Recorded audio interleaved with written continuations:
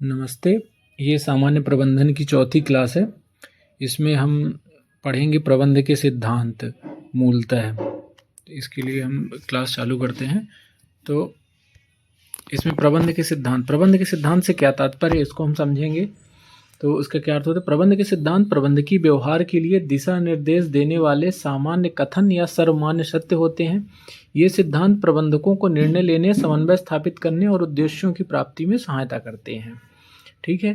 तो इस अध्याय में हम क्या क्या पढ़ेंगे? प्रबंध के सिद्धांत का अर्थ पढ़ेंगे, सिद्धांत, तकनीक और मूल्य क्या होते हैं, सिद्धांतों का विकास कैसे हुआ, प्रबंध के सिद्धांतों की प्रकृति क्या है, प्रबंध के सिद्धांतों के महत्व क्या है और प्रबंध के सिद्धांतों की सीमाएं क्या है। तो प्रबंध के सिद्धांत का अर्थ हमने पढ़ ही चुका है कि प्रबंध का सिद्धांत निर्णय लेने और व्यवहार के लिए व्यापक एवं सामान्य मार्गदर्शन देता है। प्रबंधक को कार्य करते समय सही दिशा चुनने में सहायता करता है। जैसे इसका एक एग्जाम्पल है कि जैसे कि एक किसी कर्मचारी का पदोन्नति करना है, तो उसके लिए एक प्रबंधक वरीयता के सिद्धांत को ध्यान में रखता है और एक योग्यता के सिद्धांत को ध्यान में रखता है। तो ये निर्णय लेने में इस प्रकार प्रबंध का सिद्धांत मदद करता है उसकी। फिर प्रबंध के सिद्धांतों का विकास प्राचीन युग से, फिर शास्त्रीय दृष्टिकोण में हम देखेंगे, नवशास्त्रीय दृष्टिकोण में देखेंगे, व्यवहारिक दृष्टिकोण में देखेंगे, प्रबंध विज्ञान और आधुनिक प्रबंध में देखेंगे। इसमें जो आते हैं कि सिद्धांत, तकनीक और मूल्य, ये क्या होते हैं? तो तीनों में अंतर होता है। पहले सिद्धांत का अर्थ समझेंगे कि सामान्य मार्गदर्शन देने वाले जो कथन होते हैं उनको हम सिद्धांत कहते हैं। ठीक है। और जो तकनीक होती है वो विशिष्ट कार्य करने की विधि को हम तकनीक कहते हैं। तकनीक का जो अभिप्राय होता है वो प्रक्रिया एवं पद्धतियों से होता है। ठीक है। और मूल्य क्या होते हैं? किसी बात को श्रेष्ठ अथवा अच्छा मानने की जो धारणा होती है उसको हम मूल्य कहते हैं। या मूल्य इस तरह भी समझा जाता है कि समाज में लोगों के व्यवहार के लिए जो सामान्य नियम होते हैं, जिनका निर्माण समान व्यवहार के द्वारा होता है, उनको हम मूल्य कहते हैं। सिद्धांत के केंद्र बिंदु में क्या होता है? क्या और क्यों। सिद्धांत की जो मेनली केंद्र बिंदु में बात होती है वो क्या और क्यों होती है, जबकि तकनीक में हम इसको कैसे करना है उसको समझते हैं और मूल्य में हम क्या उचित है उसको समझते हैं। सिद्धांत की प्रकृति क्या होती है? सामान्य होती है, जबकि तकनीक की प्रकृति विशिष्ट होती है। मूल्य जो होते हैं व्यक्तिगत एवं समाज पर निर्भर करते हैं। और सिद्धांत का उदाहरण हम समझते हैं तो एकता का सिद्धांत, जबकि तकनीक में हम ये PERT, गैंट चार्ट, और मूल्य में ईमानदारी, त्याग। संक्षेप में अगर हम इसको समझना चाहें तो सिद्धांत दिशा देते हैं, तकनीक रास्ता बताती है और मूल्य जो होते हैं वो सही गलत का निर्णय कराते हैं। ठीक है। फिर हम प्रबंध के सिद्धांतों का विकास, इसको समझने की कोशिश करते हैं। तो प्राचीन युग में समूह में कार्य, शिकार, युद्ध, निर्माण आदि में समन्वय के लिए अनुभव आधारित सिद्धांतों का उपयोग किया जाता था।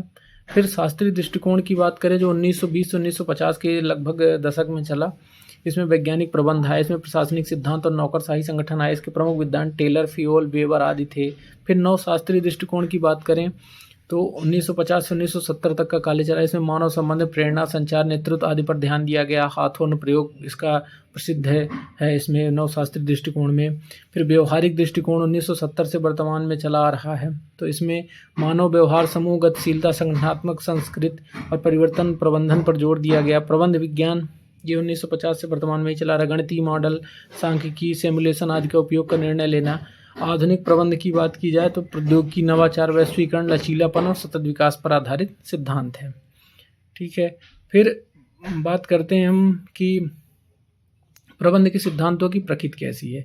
तो प्रबंध के सिद्धांत जो हैं इनको हम समझने की कोशिश करते हैं कि ये यूनिवर्सल या सर्वप्रवण है। ये सिद्धांत सभी प्रकार की संस्थाओं में लागू हैं, ये चाहे सरकारी हो चाहे प्राइवेट हो, छोटे बड़े हर जगह ये चालू है, हर जगह ये लागू है। सामान्य मार्गदर्शन, ये हर समस्या का एक निश्चित हल नहीं देते हैं लेकिन दिशा जरूर दिखाते हैं ये। ठीक है। व्यवहारिक और शोध पर आधारित होते हैं ये सिद्धांत, शोध और अनुभव और प्रयोग पर आधारित होते हैं। लचीले, स्थितियों के अनुसार इनका अनुप्रयोग बदल सकता है।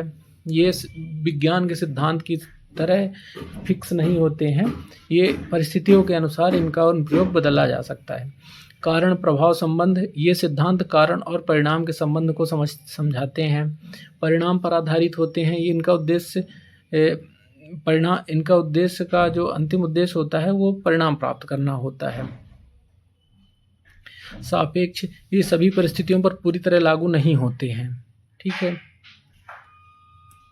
फिर बात करें प्रबंध के सिद्धांतों के महत्व की, तो ये सही निर्णय लेने में सहायता करते हैं, समय, लागत और प्रयास की बचत होती है, इनसे समन्वय और एकता स्थापित होती है, कार्य कुशलता और उत्पादन क्षमता बढ़ती है, प्रबंध में स्थिरता और निरंतरता बनी रहती है, नई परिस्थितियों में अनुकूलन करने में मदद मिलती है, संगठन में अनुशासन और व्यवस्था बनाए रखते हैं, नवाचार और सुधार को प्रोत्साहन देते हैं। तो प्रबंध के सिद्धांतों के महत्व सही निर्णय लेने में सहायता करेगा। इसी के सिद्धांतों के द्वारा हम सही निर्णय ले सकते हैं। समय, लागत और प्रयास की बिल्कुल बचत कराते हैं ये, और समन्वय और एकता इनसे स्थापित होती है, कार्य कुशलता एवं उत्पादन क्षमता बढ़ती है, प्रबंध में स्थिरता और निरंतरता बनी रहती है, नई परिस्थितियों में अनुकूल करने में मदद मिलती है, संगठन में अनुशासन और व्यवस्था बनाए रखते हैं, नवाचार और सुधार को प्रोत्साहन देते हैं। जैसे उदाहरण यहाँ पे दिया गया है, कार्य विभाजन का सिद्धांत अपनाने से प्रत्येक कर्मचारी अपने कार्य पर ध्यान देता है, जिससे दक्षता बढ़ती है और समय की बचत होती है। इस तरह ये होता है। फिर प्रबंध के सिद्धांतों की कुछ सीमाएं भी हैं। ये सिद्धांत सार्वभौमिक सत्य नहीं होते हैं, परिस्थितियों के अनुसार लागू होते हैं। ये मानवीय व्यवहार की पूर्व भविष्यवाणी नहीं कर सकते हैं, क्योंकि प्रबंध के सिद्धांत जो है तो मानवीय उस पर मूल्यों पर, मतलब मानवीय परिस्थितियों पर लागू होते हैं, इसलिए इनकी पूर्व भविष्यवाणी नहीं कर सकते हैं। अत्यधिक सिद्धांतवाद व्यवहारिक नहीं होता है। तकनीकी परिवर्तन के साथ सिद्धांतों में बदलाव आवश्यक होता है।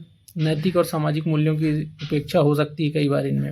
निष्कर्ष, सीमाओं के बावजूद सिद्धांत प्रबंधक के लिए मार्गदर्शन का कार्य करते हैं और सफल प्रबंधन में अत्यंत उपयोगी सिद्ध होते हैं। फिर बात करें प्रबंध के सिद्धांतों का विकास, इसको हम डिटेल में समझते हैं कि विभिन्न विचारधाराओं और सिद्धांतों के क्रमिक विकास ने प्रबंध को आज के वैज्ञानिक, मानवीय और तकनीकी रूप तक पहुंचाया है। पहला, जो प्राचीन युग की बात करें, आदिम काल में, उस समय कोई लिखित सिद्धांत नहीं थे, परंतु अनुभव के आधार पर कार्य किए जाते थे।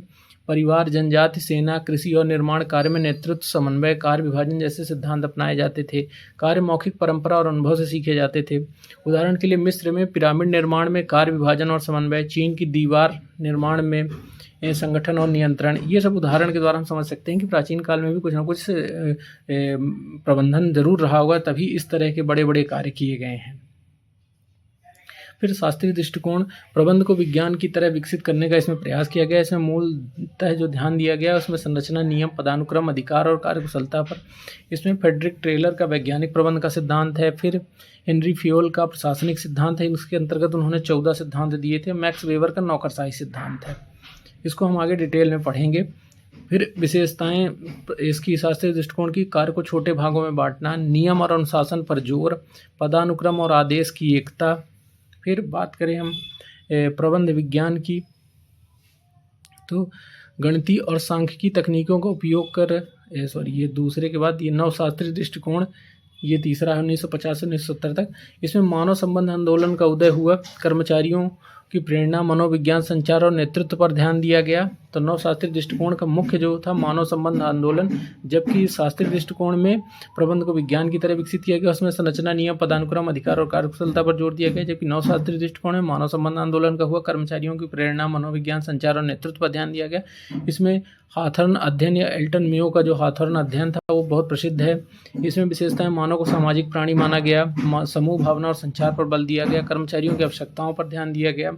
फिर व्यवहारिक दृष्टिकोण, ये 1970 से है, तो संगठन में मानव व्यवहार को समझने पर और अधिक इसमें जोर दिया गया। इसमें विषय, प्रेरणा, नेतृत्व, समूह गतिशीलता, संगठनात्मक संस्कृति परिवर्तन, प्रबंध आदि पर जोर दिया गया। तो इसमें व्यवहारिक दृष्टिकोण में मानव व्यवहार को समझने की कोशिश पर अधिक जोर दिया गया। विशेषताएं, मानव व्यवहार के वैज्ञानिक अध्ययन पर बल दिया गया, लचीलापन और सहभागिता को बढ़ावा, संगठनात्मक प्रभावशीलता में सुधार आदि इस पर बल दिया गया।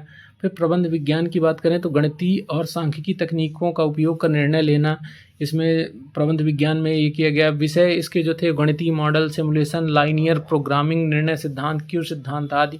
तो प्रबंध विज्ञान में गणितीय और सांख्यिकी तकनीकों का उपयोग किया गया। तो हम समझते हैं शास्त्रीय दृष्टिकोण में इसमें प्रबंध को विज्ञान की तरह विकसित करने का प्रयास किया गया है। इसके जो प्रमुख विद्वान थे Taylor, Henry Fayol, Max Weber, और इन्होंने संरचना, नियम, पदानुक्रम, अधिकार और कार्यकुशलता पर बल दिया। इसमें कार्य को छोटे भागों में बांटना, नियम, अनुशासन पर जोर, पदानुक्रम, आदेश की एकता। फिर नवशास्त्रीय दृष्टिकोण पर हम बात करते हैं तो इसमें मानव संबंध आंदोलन का उदय हुआ, इसमें कर्मचारियों की प्रेरणा, मनोविज्ञान, संचार और नेतृत्व पर ध्यान, इसका जो सबसे एल्टन मेयो का हाथन अध्ययन प्रसिद्ध था। फिर व्यवहारिक दृष्टिकोण की बात करें तो इसमें संगठन में मानव व्यवहार को समझने पर अधिक जोर दिया गया। इसमें लचीला लचीलापन और सहभागिता को बढ़ावा दिया गया। इसमें संगठनात्मक प्रभावशीलता में सुधार की बात की गई। फिर आता है प्रबंध विज्ञान, इसमें गणितीय और 1950 से ये भी चल रहा है सांख्यिकी तकनीकों का उपयोग कर निर्णय लेना, गणितीय मॉडल, सिमुलेशन, लाइनियर प्रोग्रामिंग, निर्णय सिद्धांत, क्यू सिद्धांत आदि प्रबंध विज्ञान के उसमें आए। इसमें वस्तुनिष्ठ और तार्किक निर्णय लेने पर, जटिल समस्याओं का विश्लेषण, संसाधनों का सर्वोत्तम उपयोग पर बल दिया गया। आधुनिक प्रबंध की बात की जाए तो तकनीकी प्रगति, वैश्वीकरण, नवाचार और सतत विकास पर आधारित है। डिजिटल प्रौद्योगिकी, कृत्रिम बुद्धिमत्ता, लीडरशिप 4.0 और ग्रीन मैनेजमेंट आदि इस पर बल दिया गया। तो आधुनिक प्रबंध में इसमें डिजिटल प्रौद्योगिकी, कृत्रिम बुद्धिमत्ता, लीडरशिप 4.0 और ग्रीन मैनेजमेंट आदि पर बल दिया गया। इसमें विशेषताएं नवाचार और रचनात्मकता पर बल, लचीलापन और तीव्र परिवर्तन के अनुकूलन पर बल, सामाजिक उत्तरदायित्व और सतत विकास आदि पर दिया गया। तो निष्कर्ष क्या कह सकते हैं हम कि प्रबंध के सिद्धांत समय के साथ साथ विकसित होते रहे हैं। प्राचीन अनुभवों से लेकर आधुनिक तकनीक तक इनका विकास मानव की आवश्यकताओं और परिस्थितियों के अनुसार हुआ है। एक सबल प्रबंधक को इन सिद्धांतों की समझ, लचीला अनुप्रयोग और सतत सीखने की प्रवृत्ति रखनी चाहिए। धन्यवाद।